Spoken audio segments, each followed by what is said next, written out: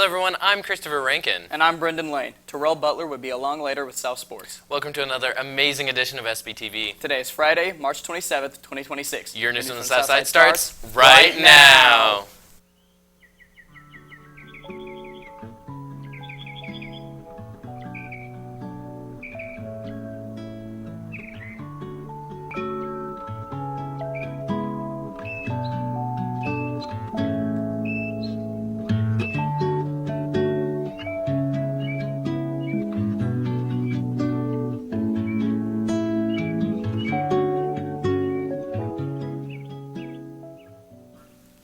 Hello Braves, we are wrapping up the month of March, which means it's almost time for spring break, and April Fool's Day too.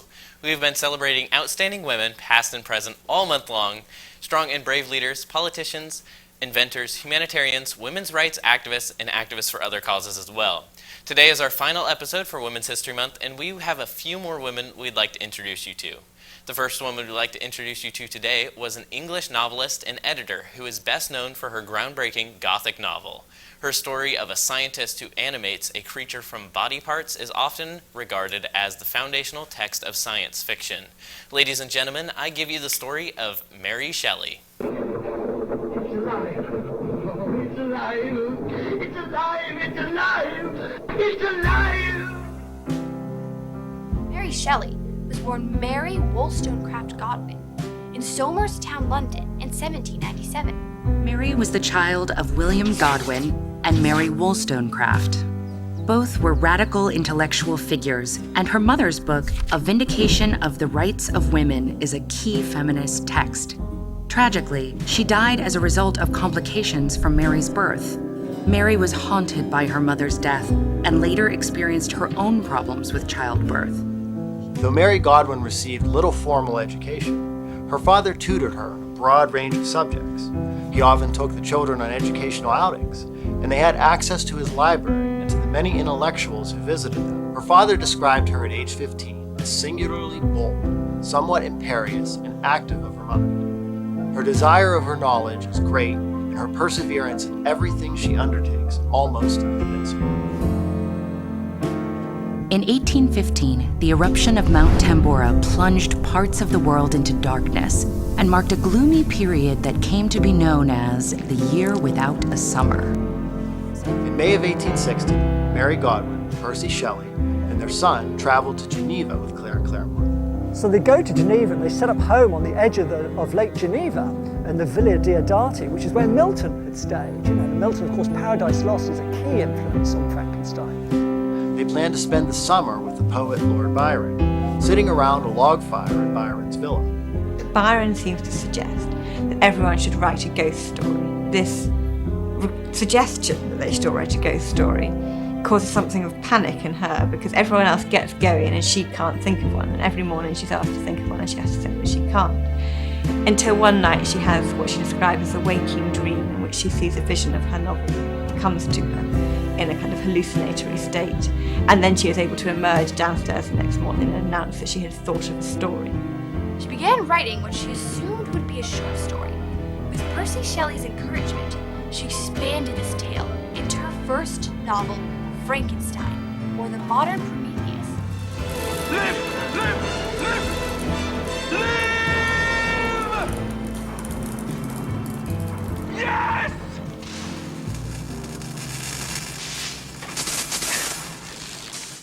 Mary was a prominent romantic and shared the movement's appreciation for nature, emotion, and the purity of art. 2 years after Mary released Frankenstein, Percy reimagined the plight of Prometheus in his lyrical drama Prometheus Unbound. The Romantics used these mythical references to signal the purity of the ancient world in contrast to modernity. They typically regarded science with suspicion, and Frankenstein is one of the first cautionary tales about artificial intelligence. During the period between 1827 and 1840, Mary Shelley was busy as an editor and a writer. She wrote the novels The Fortunes of Perkin Warbeck in 1830, Lodore in 1835, and Faulkner in 1837. She contributed 5 volumes of biographies of Italian, Spanish, Portuguese, and French authors to Lardner's Cabinet Cyclopedia. She also wrote stories for ladies' magazines. Over the course of the 19th century, Mary Shelley came to be seen as a one-novel author at best, rather than as the professional writer she was. In recent decades, the republication of almost all her writing has stimulated a new recognition of its value. Her habit of intensive reading and study, revealed in her journals and letters and reflected in her works, is now better appreciated. Scholars now consider Mary Shelley to be a major romantic figure, significant for her literary achievement and her political voice in feminism. Alive! It's alive! It's alive! It's alive! Alive! It's moving! It's alive! Yes! Yes! It's alive! It's alive! It's alive! Oh, it's alive! It's alive! It's alive! Yes! It's alive! Alive! What? What was that? It's alive! It's alive!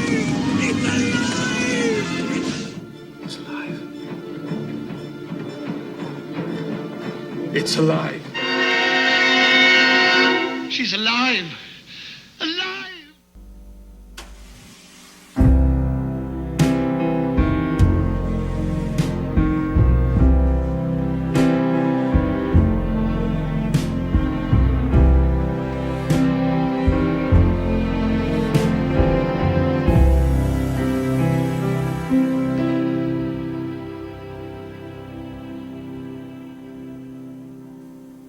Calling all cultural acts. The Unity Club's 4th annual Culture Day program is coming up on April 23rd. This is a chance for students to sing different cultural dances, sing songs, share interesting things like sculptures, handwritten poems, art, language, and many different talents. Performances are 2 to 5 minutes and will practice together during SRT starting April 16th. It's a great way for all of us to get together and learn different aspects of each other's cultural differences. If you would like to participate this year, scan one of the QR codes on the flyers around school before April 10th, or see Mrs. Cooper in room 104, or see Mrs. Luna Schatz in room 132. Let's celebrate the diverse cultures that make our school special. The Terre Haute South Link Crew is looking for sophomores and juniors to serve as mentors and leaders for the incoming freshman class, along with a couple dozen current freshmen to assist with next year's freshman orientation. There's a $10 fee for your Link Crew t-shirt. Money will be collected after the leaders have been selected. The application deadline is Friday, April 17th. Selections will be made and emails sent out by May 1st, and then you will meet in May during SRT. If you are interested, please click on the link in Canvas or see Mr. Stevens for more details. We'll be right back with more right after this brief commercial timeout. Hi Braves! South GSA President Amelia here with some exciting news. This year's official Day of No Silence is Friday, April 10th. To celebrate, RGSA is hosting an LGBTQ+ trivia event in the library during SRT on Friday, April 17th. This event will be completely free and we'll be providing pizza, but you'll have to bring your own drink. Teams can range anywhere from 1 to 4 people, but there's a max of only 30 seats, so make sure to grab yours while you can. The Minga sign-up will open after spring break, so keep an eye out and we hope to see you there. Welcome back, Braves. A few weeks ago, we introduced you to a brand new club here at Terre Haute South called Club America. Last week, kids from our new club got to take part in a great opportunity. The THS chapter of Club America, along with all Club America chapters in the state of Indiana, were invited to go meet the governor in Indianapolis. High school and college chapters were invited to all the governor's personal mansion in downtown Indy. They had the chance to meet Governor Mike Braun and listen to him talk about many different ways that they can continue to grow their chapters and keep them strong.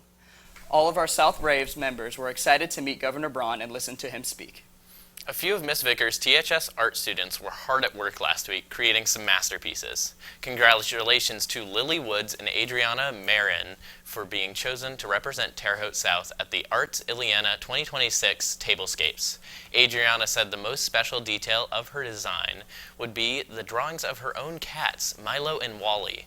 Lily told us that her dearest piece would be the bunny plate she drew on her placement due to the delicate lace, color choices, and detailed bunny anatomy. Both these pieces look amazing. Way to keep it classy, ladies. Our very own Christopher Rankin has been a kid entrepreneur for quite some time now. At an early age, he started running sound and video for his church and fell in love with it. He loves radio and TV too and has really expanded his arsenal since taking the radio and TV pathway here at South.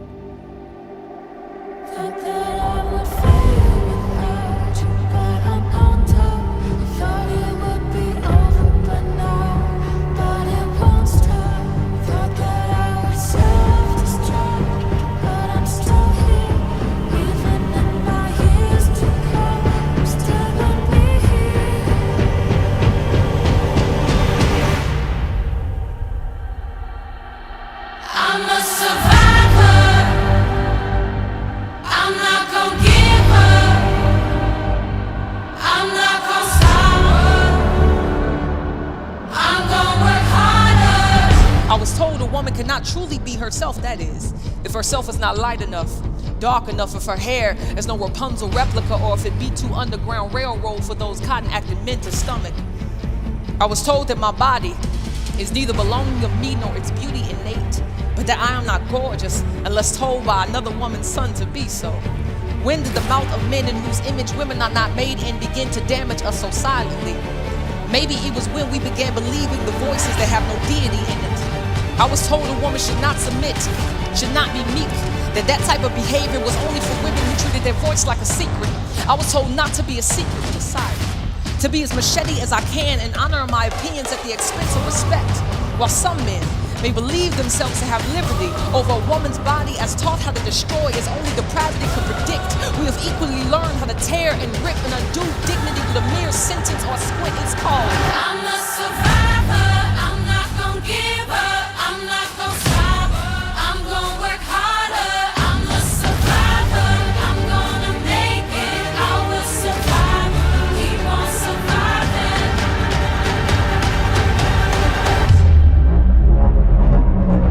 I'm a survivor, I'm not gonna give up, I'm not gonna stop, I'm gonna work harder. I'm a survivor, I'm gonna make it, I will survive, keep on surviving.